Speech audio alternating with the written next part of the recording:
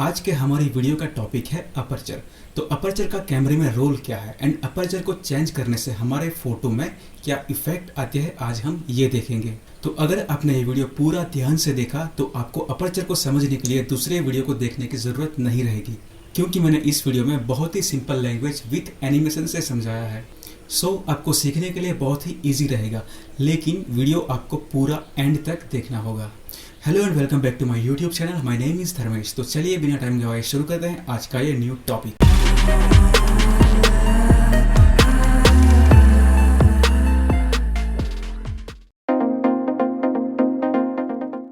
तो हमारे पास ये एक सब्जेक्ट है एंड ये एक डीएसएलआर है। तो आप सोच लो कि हमने डीएसएलआर से सब्जेक्ट के परफेक्ट नोज़ पे फोकस किया है। तो ये जो नोज़ है यहाँ पे हमारा फोकस पॉइंट रहेगा। एंड उसके बाद ये सोच लो कि अपर्चर हमने f1.8 सेट किया है। तो अब हम ये देखते हैं कि अपर्चर f1.8 में कितना एरिया शार्प रहेगा। तो ये देखिए, ये जो पूरी रेड लाइन है यहाँ तक का पूरा एरिया शार्प रहेगा। यहाँ पे हमारा नोज़ पे फोकस पॉइंट था, तो ये फोकस पॉइंट है, उसके आगे यहाँ तक एंड पीछे यहाँ तक ये पूरा एरिया शार्प रहेगा। तो ये एरिया शार्प एरिया है। उसके बाद ये जो शार्प एरिया है उसके पीछे का एरिया है, ये देखिए, ये पीछे का एरिया ये धीरे धीरे ब्लर होता जाएगा। एंड ठीक वैसे ही ये जो शार्प एरिया है उसके आगे का एरिया भी धीरे धीरे ब्लर होता जाएगा। तो अब हम f2.8 अपर्चर पे देखते हैं कि वो कितना एरिया कवर करता है। ये देखिए, f2.8 में f1.8 से ज़्यादा एरिया कवर होता है। ये देखिए, ये पहले f1.8 था एंड नेक्स्ट f2.8।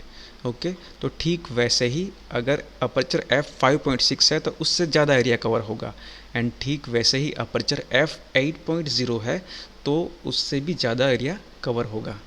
तो ये जो शार्प एरिया है उसको हम बोलते हैं डेप्थ ऑफ फील्ड, एंड ये जो छोटा शार्प एरिया है उसको हम बोलेंगे narrow depth of field, and जो बड़ा शार्प एरिया है उसको हम बोलते हैं लार्ज डेप्थ ऑफ फील्ड। तो अब हम नेक्स्ट पॉइंट देखते हैं।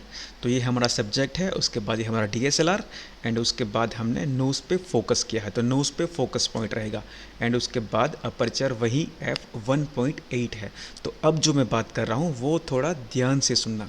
तो ये देखिए, सब्जेक्ट हमारा वहीं पे है, लेकिन जो फोटोग्राफर रहता है उसका मूवमेंट होता है।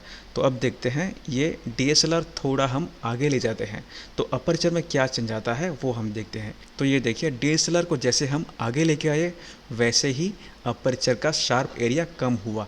एंड उसके बाद हम डीएसएलआर को पीछे लेके जाते हैं। तो अब हम चेक करते हैं। ये देखिए, जैसे ही हम डीएसएलआर को पीछे लेके जाते हैं तो ये जो शार्प एरिया है वो इंक्रीज़ हो गया। तो उसका मीनिंग ये है कि अगर आप डीएसएलआर लेके सब्जेक्ट के पास जाते हो तो आपका शार्प एरिया कम होता जाएगा, एंड आप पीछे लेके आओगे तो आपका शार्प एरिया इंक्रीज़ होता जाएगा। तो अब हम नेक्स्ट पॉइंट की तरफ चलते हैं। तो ये हमारा सब्जेक्ट है एंड हमने अपर्चर f1.8 सेट किया है। तो ये जो एरिया है ये 100% शार्प रहेगा, लेकिन ये जो शार्प एरिया है उसके आगे का एंड पीछे का एरिया है वो धीरे धीरे ब्लर होता जाएगा। ये देखिए, ये 100% है तो ये 90, 80 इस तरह से पूरा धीरे धीरे ब्लर होता जाएगा। एक साथ ये एरिया पूरा ब्लर नहीं होगा। और ठीक वैसे ही ये पीछे का एरिया भी धीरे धीरे ब्लर होता जाएगा। ये पूरा एरिया एक साथ ब्लर नहीं होगा, लेकिन धीरे धीरे ये ब्लर होता जाएगा।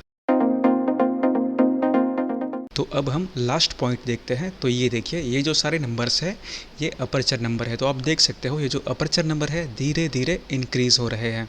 तो ये जो छोटा अपर्चर नंबर है उसको हम लार्ज अपर्चर बोलते हैं, एंड ये जो अपर्चर नंबर आपको ज़्यादा दिख रहा है ये स्मॉल अपर्चर उसको हम बोलते हैं। तो आप सोच रहे होंगे कि ये जो छोटा अपर्चर नंबर है उसको हम लार्ज क्यों बोलते हैं एंड ये जो बड़ा नंबर है उसको हम स्मॉल क्यों बोलते हैं। तो ये भी मैं समझाऊंगा, लेकिन थोड़ा वेट कीजिए। तो अब हम आगे चलते हैं। तो ये देखिए, अपर्चर f1.8 जब हम सेट करते हैं तो लेंस में जो होल रहता है वो ज़्यादा ओपन रहता है। एंड उसके बाद नेक्स्ट f2.0 करते हैं तो ये जो होल है ये थोड़ा छोटा होता है। उसके बाद जैसे ही हम इंक्रीज़ करते जाएंगे वैसे वैसे लेंस का जो होल है वो छोटा होता जाएगा। तो आप देख सकते हो यहाँ पे होल ज़्यादा है सो उसको हम लार्ज अपर्चर बोलते हैं, एंड यहाँ पे होल छोटा है तो उसको हम स्मॉल अपर्चर बोलते हैं। एंड उसके बाद जब हम अपर्चर f1.8 सेट करते हैं तो यहाँ पे लेंस में होल बड़ा रहता है, तो उसकी वजह से लाइट्स ज़्यादा एंटर होती है। एंड यहाँ पे होल छोटा है तो उसकी वजह से लेंस में लाइट कम एंटर होती है। तो जब लेंस में यहाँ पे लाइट ज़्यादा एंटर होगी तो हमें इमेज ब्राइट मिलेगा, एंड यहाँ पे लेंस में लाइट कम एंटर होगी तो हमें इमेज डार्क मिलेगा। एंड उसके बाद जब हम लार्ज अपर्चर सेट करते हैं तो हमें इमेज में बैकग्राउंड ब्लर ज़्यादा मिलता है। वैसे ही जब हम स्मॉल अपर्चर सेट करते हैं तो हमें इमेज में बैकग्राउंड शार्प मिलता है। तो अब हम एग्जांपल देखते हैं। तो ये देखिए, ये अपर्चर f1.8 की इमेज है। तो आप देख सकते हो यहाँ पे इमेज ब्राइट है एंड बैकग्राउंड भी ब्लर है। अब हम नेक्स्ट एग्जांपल चेक करते हैं। तो ये देखिए, तो यहाँ पे मैंने स्मॉल अपर्चर यूज़ किया है, तो हमारी इमेज यहाँ पे डार्क है एंड बैकग्राउंड भी इतना ब्लर नहीं है, बैकग्राउंड शार्प है।